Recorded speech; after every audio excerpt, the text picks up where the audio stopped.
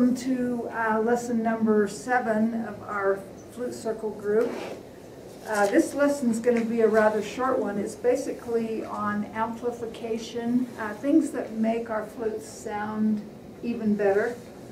Let me grab one of my flutes here. The typical sound of the flute, it carries pretty well, but if you're in a performance and you want it to sound really good, you've got a microphone that can make your flute sound carry a little.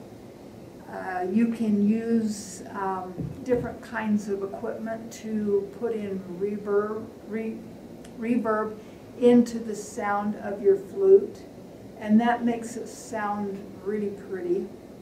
There are also pieces of equipment that you can have that you just hook it up to your flutes and you don't even need a microphone. So if you're out in the mountains or hiking around and you want to sit and play your flute, but you just kind of want it to carry an echo, there's a couple of different pieces of equipment out there, and there's a lot more than the ones that I'm even aware of, but it just lets you know that you can maybe go out there and search for amplification. I would say Google amplification equipment for Native American style wood flutes kind of thing, and that would help you to track down some of these different devices. I have run into the problem of you find a good one and then they go out of business and quit making them, and then when somebody else wants to know, oh, where did you get that, because they love it, you can't tell them where to get one because they're no longer being made. So you kind of just have to Google around, look around, see what you can find, check with music stores. Sometimes they can help you figure out how to amplify the music on your flutes.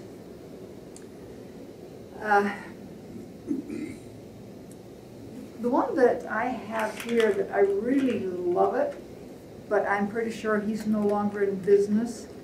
It's called the Mini FX, and it's made by a man with the last name of Litke, L-I-T-K-E, and it's www.litkey.com. But like I said, I don't know for sure if he's still making them, because he lost his warehouse and had to start making them in his basement. And from what I've heard, people are having a hard time getting a hold of him or getting him to be able to make one of these for him.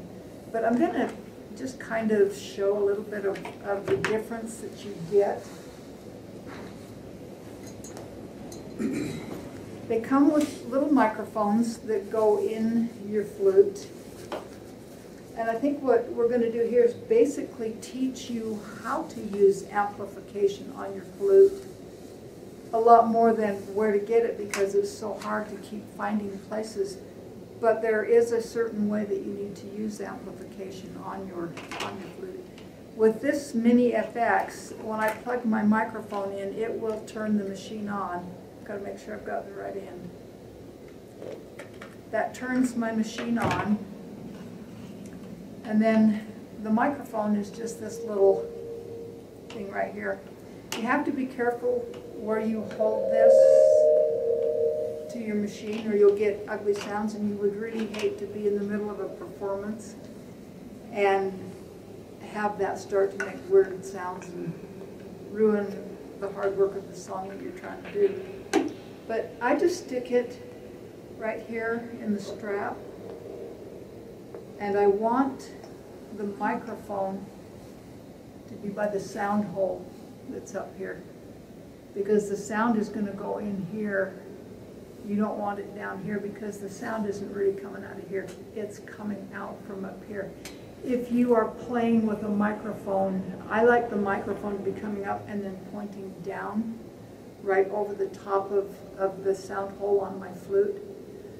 But I enjoy microphones a lot less than I do this kind of stuff, because when I'm playing, a lot of times I close my eyes.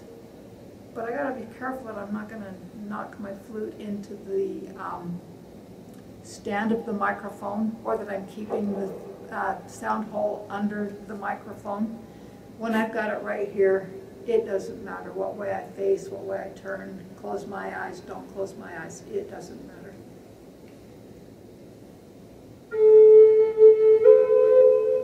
It's a little loud, let me turn it down. And there are several different selections on this particular one. You can have it sound like it's just in a room, a hall, a cathedral. It can have a gated sound, plate sound, I'm not sure what that means, delayed reverb, delay, or ping pong sounds. I've got it on, let's see, I've got it on cathedral. I like cathedral, I do that most of the time.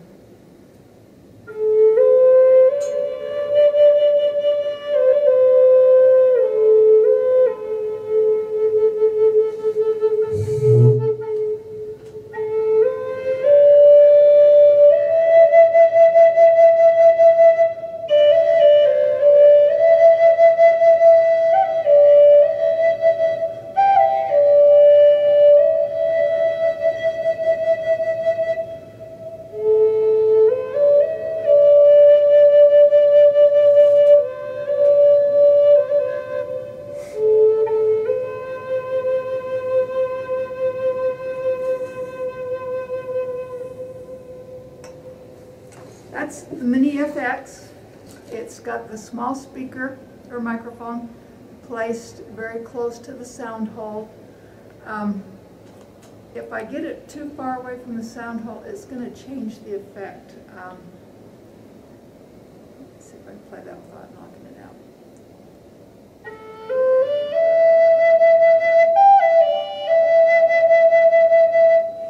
So that's really not too far away. It could actually be out there, but it's going to fall out because the stick isn't long enough to go back that far. But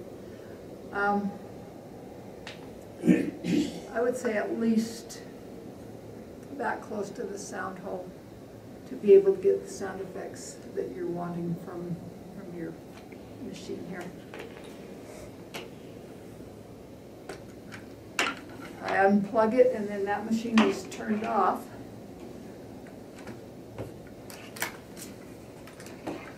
Another one that we found here in class, and I think all of us have one of these, or just about all of us have one of these. This is by Blue Bear, and if you Google bluebear.com, it'll take you to his website and you can order this one. And this one has been really quite handy. First of all, it's very small. You can pack it with you anywhere. The microphone is cordless. I don't have all of this cord that I have with this one that ties me to my machine and gives me something I have to untangle when I'm trying to get ready to perform. With this, I'll get a different flute that's got my... Let's see where...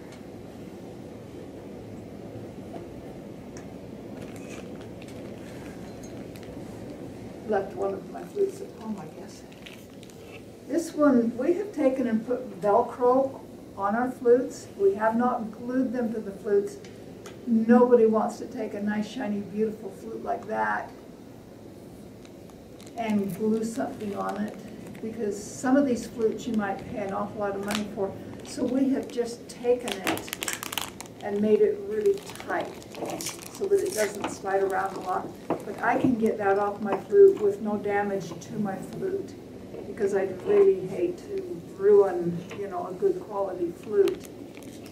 But we just take that and we just wrap that on. I found that for me, putting it on behind all of this, the topper and the sound hole, worked best for me. Some have it put in front of it. It all just depends on what works best for you. But then I just strap that on there as tight as I can possibly do it, so that it stays in place.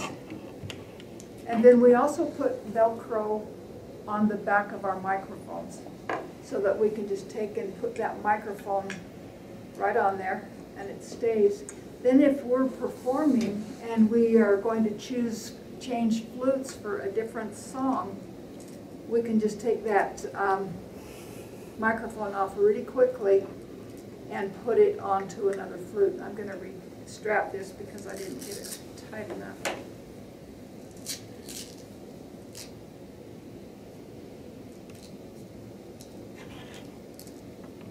I like to put it on a little bit skinnier part of my flute and then slide it up to the heavier part so that it's a little bit tighter. That way it stays put a little better.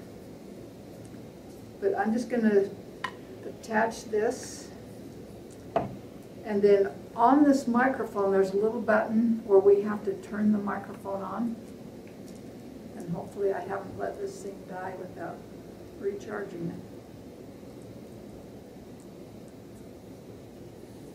it. And then on the machine itself there's a button that is on, and it's going to make a little bit of noise while it does its thing.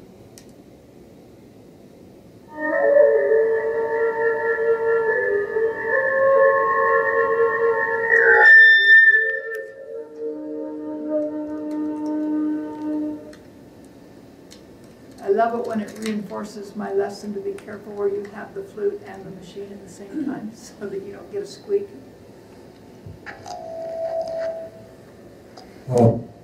Okay, this is the Blue Bear. We've got plenty of volume.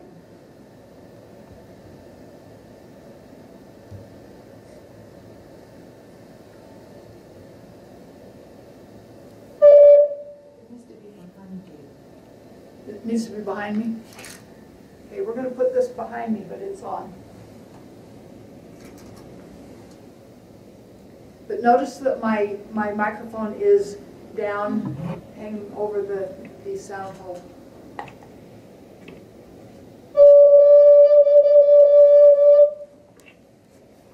It is just really loud. Maybe I'm not getting the right one for the volume.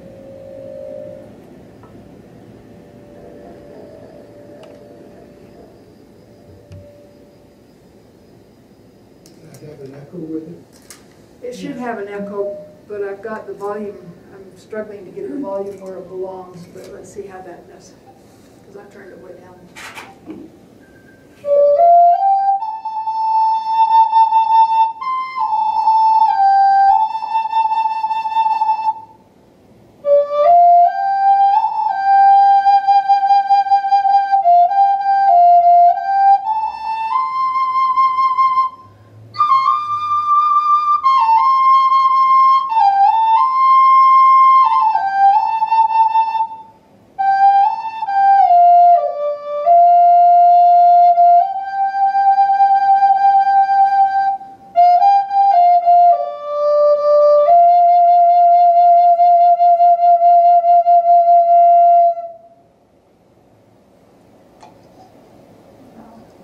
Turn that off immediately so that I don't get squeaking and noises. But this is the one that our group has found that we like probably the best. There's also, what is it that yours is, John? It's a... It was a karaoke machine. Karaoke machine, yes. And I got it at DI. thrift store for 15 bucks. And it makes a very good sound. I got two of them for 15 bucks. And you can also put CDs with backing tracks and things like that in it, which we haven't gotten into yet. That's our next lesson. But it also takes a stick. One of them takes the sticks that he makes. The thumb drive, I guess they're called. Yeah, thumb drive. But you can just put your thumb drive right in this little guy and have your backing tracks on it. There's a little port right there that you can put your thumb drive in there and play your backing tracks. And we're going to go into that in our next lesson. Rolayne, I bought this one too until he came out with this model. Yes. And this one is just off the internet. It's GIECY. I think it was only like 35 or 40 bucks. And it has echo. It doesn't have wireless. But Which isn't totally necessary because these things are so small you can put them on a belt. yeah, this has a around belt with you. hanger on Yeah, it. it came with a belt clip so that you can walk around. These come with, I think, a belt clip or a strap, don't they, if I remember right? Yeah. And you can just strap that on you while you're up hiking in the mountains. I love to play my flute up in the mountains. And so I also like having amplification when I'm hiking around in the mountains. So I can just put that on my shoulder. This one also has a strap that I would put it on my shoulder, but this is much easier to get around with. This one is a little heavier, still very doable. And it's nice to be able to take your flute and go anywhere you want and still have the ability to have amplification. You can go to music stores and they get what they call the cube, and it's what they plug microphones into. They plug guitars into and those kind of things. And there's a way, if you get the right one, that you can plug a small microphone into it and then hook it to your flute. Or I guess when I've used mine is when I've actually just plugged in my microphone stand. I hook up my microphone and then I'm able to play, and I'm able to also plug in backing tracks to it so that they'll play. But it weighs 20 pounds or more. Not something I'm going to pack around anywhere. And I haven't really used it much anymore because it is so heavy for me to get it around that it takes all the fun out of it, where these things, we just pull them out of a bag and away we go. And anywhere you go, you've got amplification. You go someplace to perform and you find, oh, there's no microphones. You plug in, you can be heard very well this way. We invite you to come and join our class, and we can, help you more with trying to track down how to get amplification for a flute. And we can also help you to get backing tracks on a thumb drive. We just ask you to bring a thumb drive to class with you, and then we can download backing tracks for you to have to play at home and work with on your own. So that is the end of Lesson 7. We ask you to join us on Lesson 8. Thanks.